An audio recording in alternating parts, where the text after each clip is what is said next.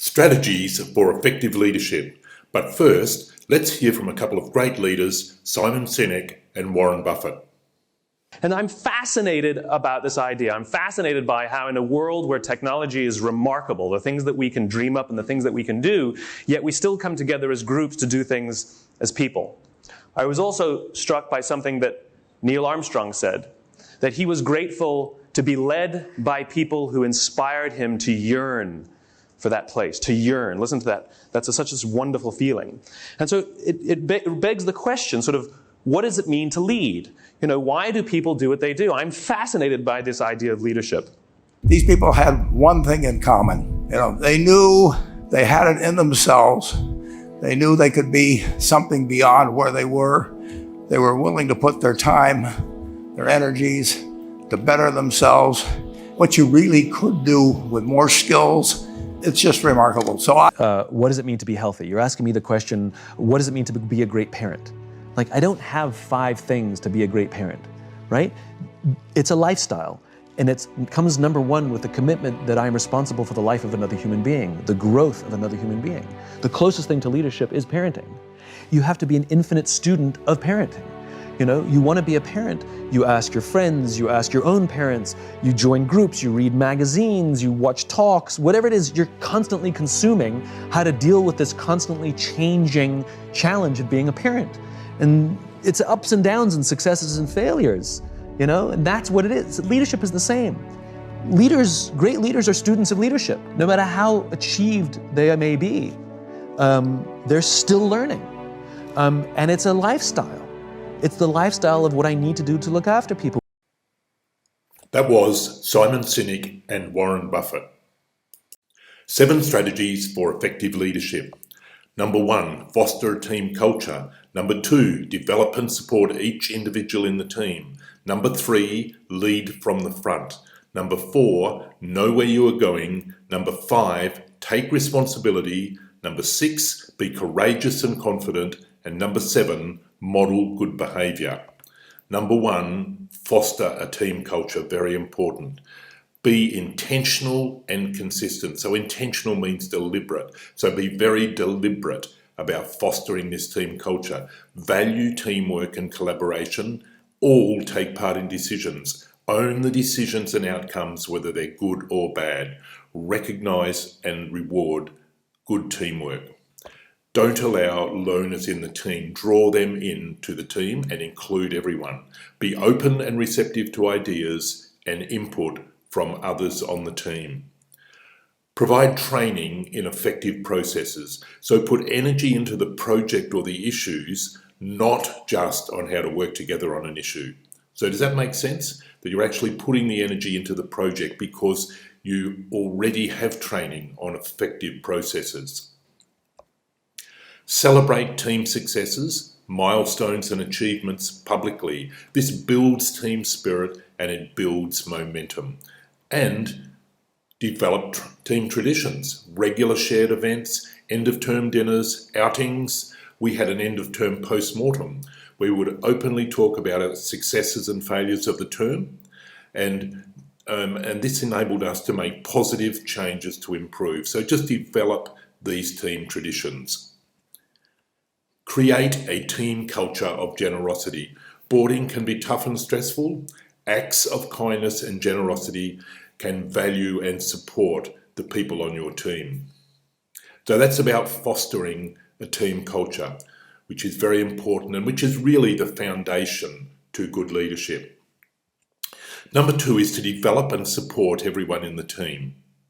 If you've got large teams, then structure your group leaders to develop and support their team members. Support every person in the team.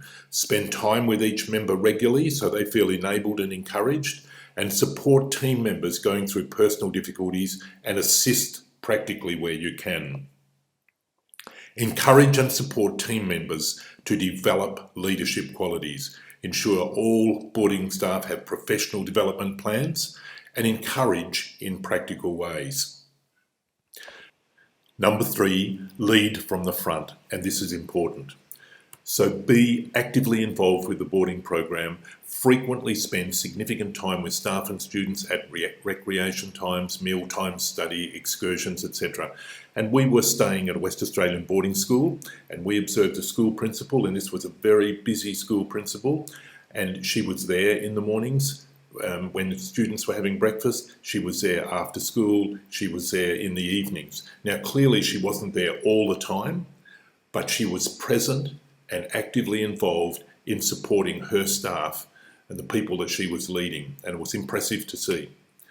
Model positive interactions with students and effective supervision. Listen, it's important to listen, but to listen and communicate effectively. Express ideas and strategies persuasively and clearly. Listen to feedback with an open mind and check if you haven't heard correctly or you don't think you understand. Create efficient communication processes, so particularly good meeting agendas, and then ways of communicating, whether that's apps for phones like WhatsApp or other methods of communication, but just methods of effective, efficient communication. You might also use apps like Asana for tasking. Be present in the pressure times. Be there when the issues are being resolved. Quarantine time to be on duty with staff and students, being present and engaged. Number 4, know where you are going. Have clear expectations and direction for your team, and avoid constant changes in direction with new and different trends or focus. And this can be very tiring and very wearing for the people that you are leading. Be goal-oriented. Have objectives. Create a plan and strategy to achieve those objectives. So just be very clear about what your goals are and where you're going. If your team members are coming to you with problems, ask them to come with a solution also, and that helps them to think through this as well, so that when they come with a problem, they also come with a solution. Prioritize to get the most important or the most urgent things done first, and provide inspirational motivation to encourage your team members to get into action. Number 5, take responsibility. When things go wrong, and sometimes they do, and sometimes it's your fault, take responsibility for the team actions and the consequences, and it proves that you're worthy of trust and respect. Be courageous and confident.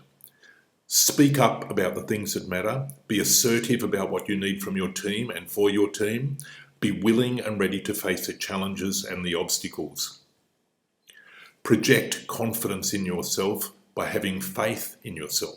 So be secure in your leadership without needing constant approval, constant acceptance from everyone, just being secure in your leadership. Model good behaviour. Model positive, respectful and effective relationships with staff and students. Model good practice. Collaboration, good communication, restorative process, consistent student management. Model good character and ethical behaviour. Great leaders are examples of what they expect in their team. Walk the walk and talk the talk. Team members admire these leaders and follow their behaviour. So that's the end of this video, 7 strategies for effective leadership, and I hope that that inspires you and helps you in your journey to be a leader. Thank you very much. There's an activity sheet attached to complete.